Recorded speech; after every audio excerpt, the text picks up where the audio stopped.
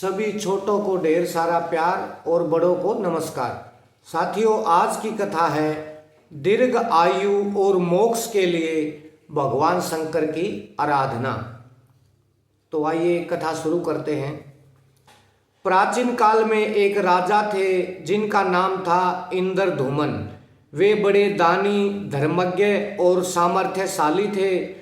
धनार्थियों को वे सहस्त्र स्वर्ण मुद्राओं से कम दान नहीं देते थे।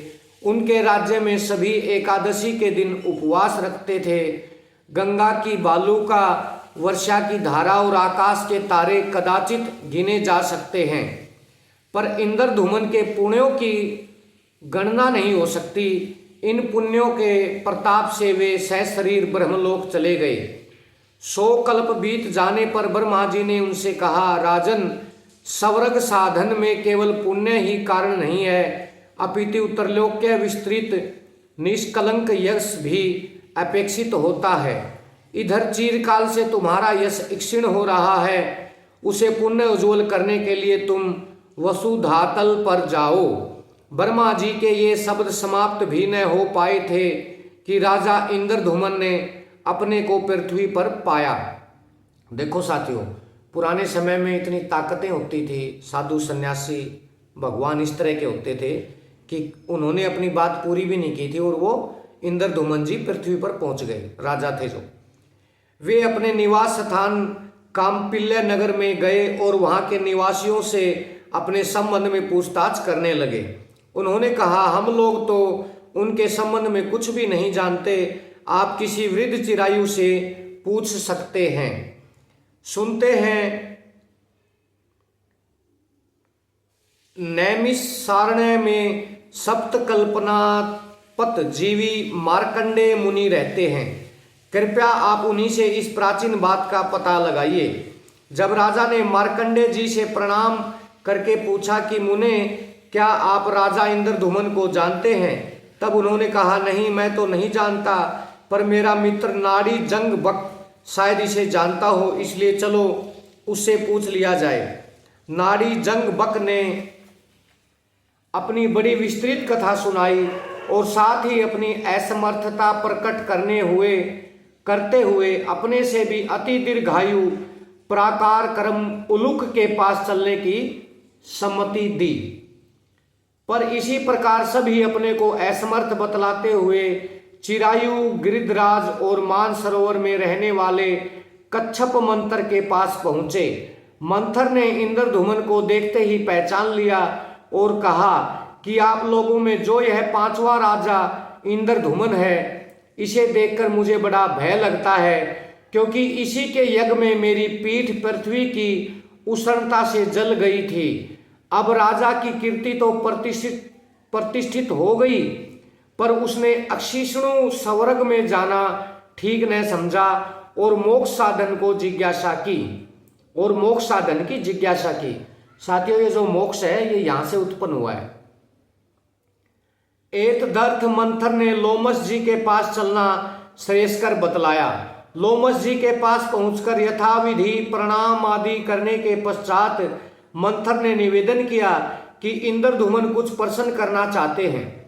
महर्षि लोमस की आज्ञा लेने के पश्चात इंद्रधूमन ने कहा, महाराज, मेरा प्रथम प्रश्न तो यह है कि आप कभी कुटिया न बनाकर शीत, आतप तथा वृष्टि से बचने के लिए केवल एक मुट्ठी तृण ही क्यों लिए रहते हैं? मुनि ने कहा, राजन, एक दिन मरना अवश्य है, फिर शरीर का निश्चित नाश जानते हुए भी हम घर किसके लिए बनाएं?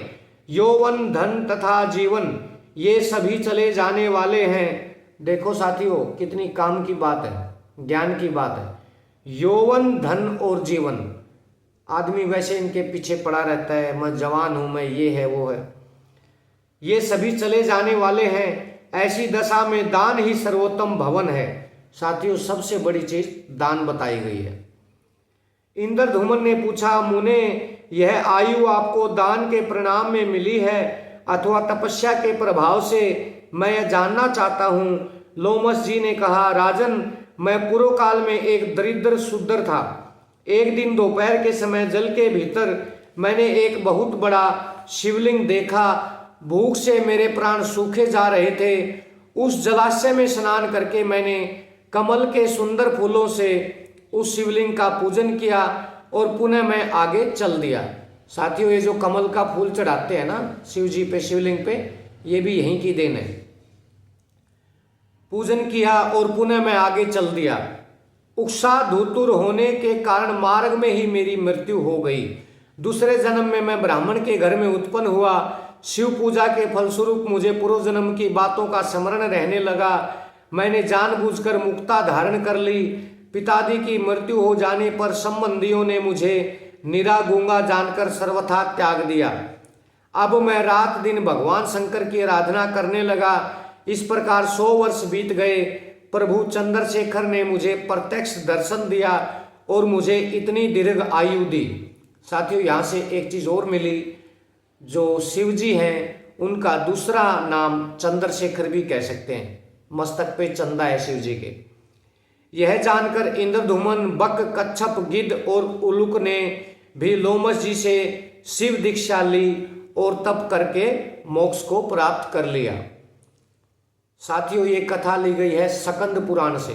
जैसे शिव महापुराण है ऐसे ही स्कंद पुराण है। उम्मीद है आपको कथा पसंद आई होगी और बड़ी ही आज की कथा बड़ी ज्ञानवर्धक रही। काफ़ी चीज़ों का हमें पता चला कैसे क्या क्या हुआ है। तो उम्मीद है आपको हमारी कथाएं पसंद आती होंगी। वीडियो को ज़्यादा से ज़्यादा लाइक भी किया करो, शेयर भी किया करो। और जो नए साथी जुड़े हैं, नई बहनें भाई जुड़े हैं, ताऊ ताई दादा दादी, वो चैनल को सब्सक्राइब भी ज़रूर कर लें। तो जल्द मिलते हैं साथियों किसी दूसरी कथा के साथ।